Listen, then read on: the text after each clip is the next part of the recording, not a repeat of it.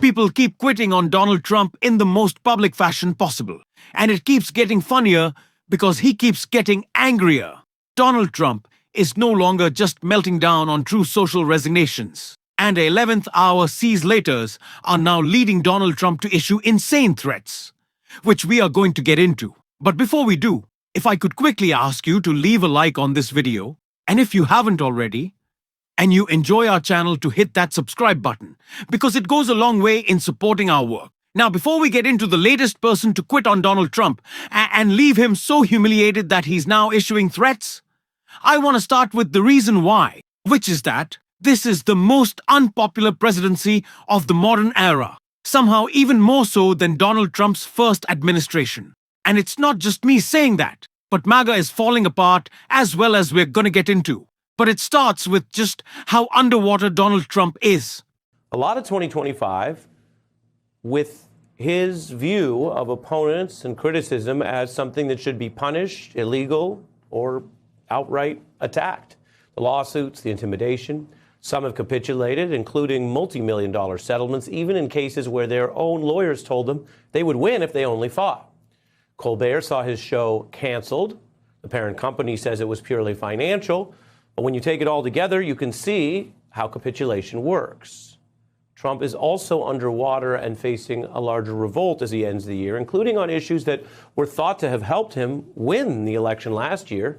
That includes a deportation agenda that, now that we've seen it for a year, is very unpopular, drawing opposition from across the political spectrum.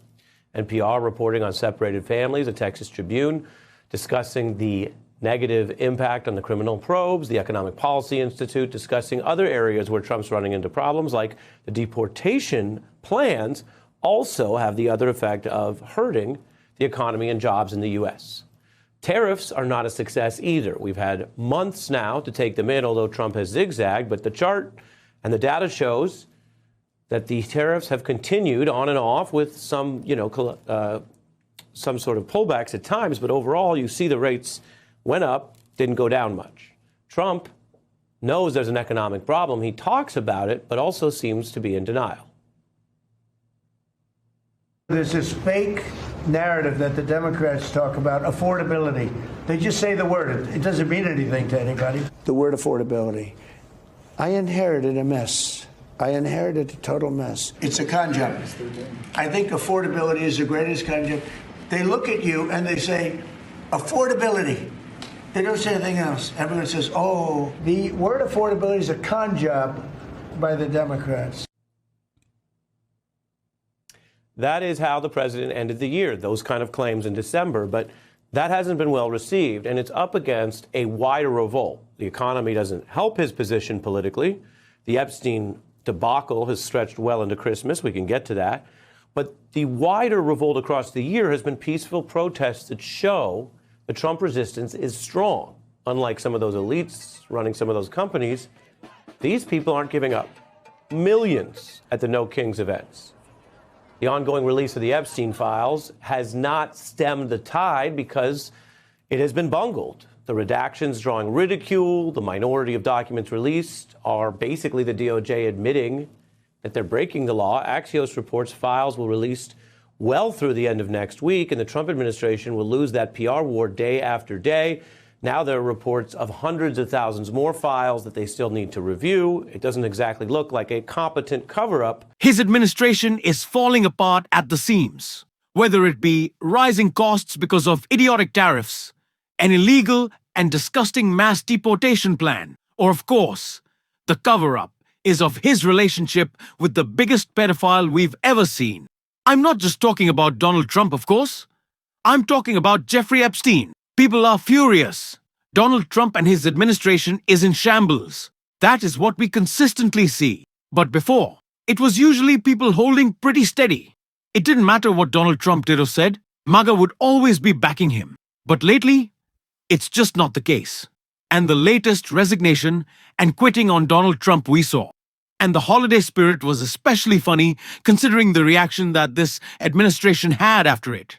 Kennedy Center threatens musician who pulled out of holiday show after Trump rebranded the unofficially renamed Donald Trump and John F. Kennedy Memorial Center for the Performing Arts has ripped into a musician who cancelled his performance in protest at the president's rebranding of the historic cultural center.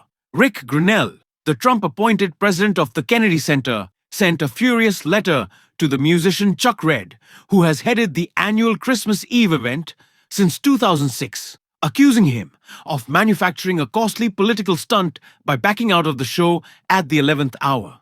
Your decision to withdraw at the last minute, explicitly in response to the center's recent renaming, which honors President Trump's extraordinary efforts to save this national treasure, okay, is classic intolerance and very costly to a non-profit arts institution, reads a letter which was obtained by the AP. This is your official notice that we will seek $1 million in damages from you for this political stunt. The Kennedy Center's biography of Red describes him as an accomplished performer on both drums and vibraphone, who has appeared on stage alongside jazz legends, including Charlie Bird, Dizzy Gillespie, and Barney Kessel. I did choose to cancel our Kennedy Center Christmas Eve Jazz Jam when I saw the name change happening last Friday. Red 67 told CNN in a statement, "I've been performing at the Kennedy Center since the beginning of my career, and I was saddened to see this name change. Donald Trump is creating these problems for himself, the Trump derangement syndrome that he always talks about. And I'm sure Donald Trump is now accusing this performer of having is really Trump's derangement, thinking that we ever want to hear from him and that there would be some great crisis in the world if he just did us all a favor and shut the fuck up and just went somewhere, maybe hosted a show like he's asking for now. Maybe instead of doing the presidency." He tweeted the other day, like, "Maybe I should become a host full time." And the entire world in a chorus said, "God, please, we're begging. We've been asking for so long." Well, like, pull it. We'll pretend that it has good ratings for you. Well, we'll give you an Emmy. Just go away. But he does this to himself. His derangement is that we need to hear from him, and we don't. He wants to impose his lifestyle and himself, and his thoughts, and his every feeling and impulse on us. And everyone is just tired. It is why you see people in Congress announcing their retirement. Not only because they know a blue wave is coming in these upcoming midterms, because they're just so tired of having to be around this. Donald Trump's power cannot compel anyone to stay anymore, because he is quickly losing all of it, and it is just humiliating. And it's getting even worse as MAGA knows that the most toxic scandal in presidential history, Donald Trump's cover-up of the Epstein files, has made their job all the more difficult, which is why Jasmine Crockett continues to press on in calling it out. And tell you that we've got, a DOJ that we could expect to actually do enforcement of their own DOJ.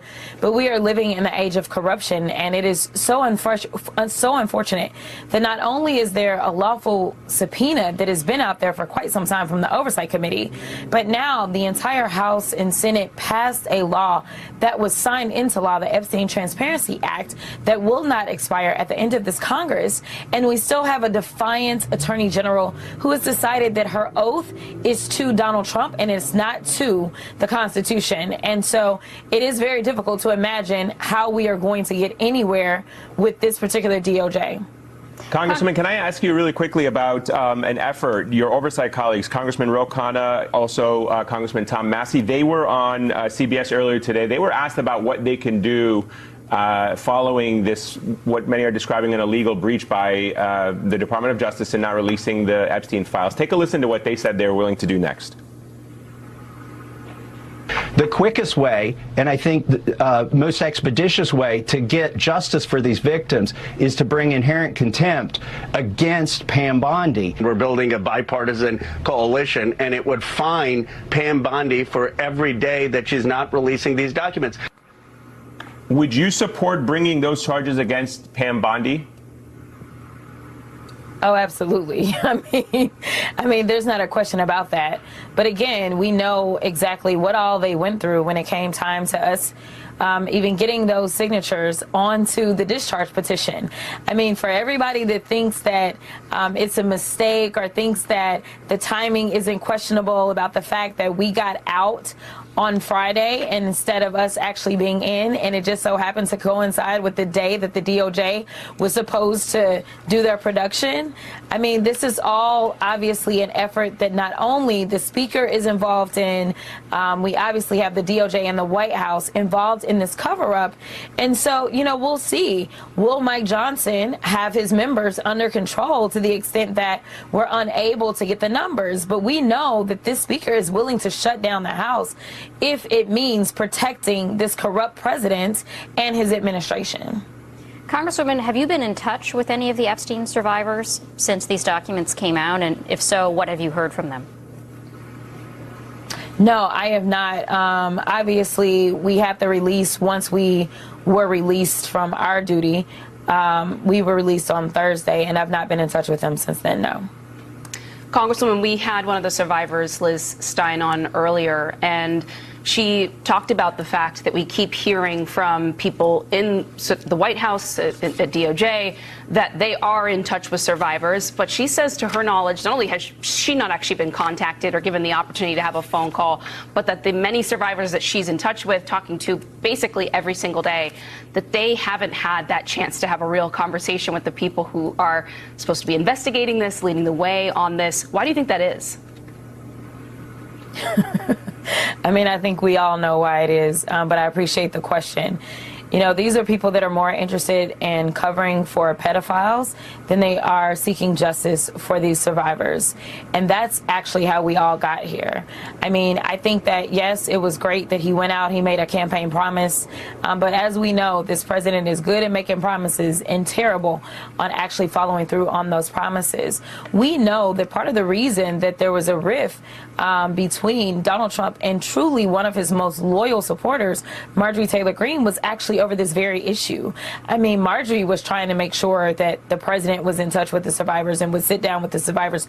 She was trying to be a go-between, something that I could never be for this particular president, and she was unsuccessful. And instead, he decided to call her a traitor. He decided to go against her. So it is clear that this administration knows that this president is involved as it relates to these Epstein files. In how many ways, we don't know. But we know that they are willing to do everything that they can to cover for him. And frankly, the people that are still standing by him, honestly, I don't think that it really matters what all he did. They're going to stand by him anyway.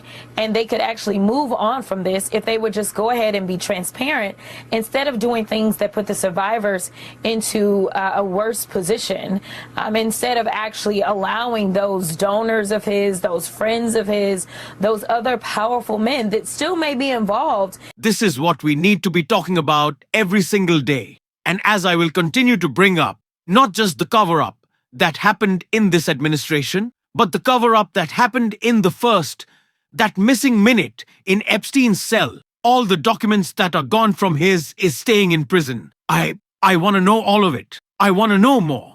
And I want us to push back on the lie that this all just started now. Because it didn't. It has been happening for decades. And we are going to continue to call it out. And if you want to support that, as always, you can hit that subscribe button, leave a like on this video, and if you stuck around at the end, drop a blue heart in the comments.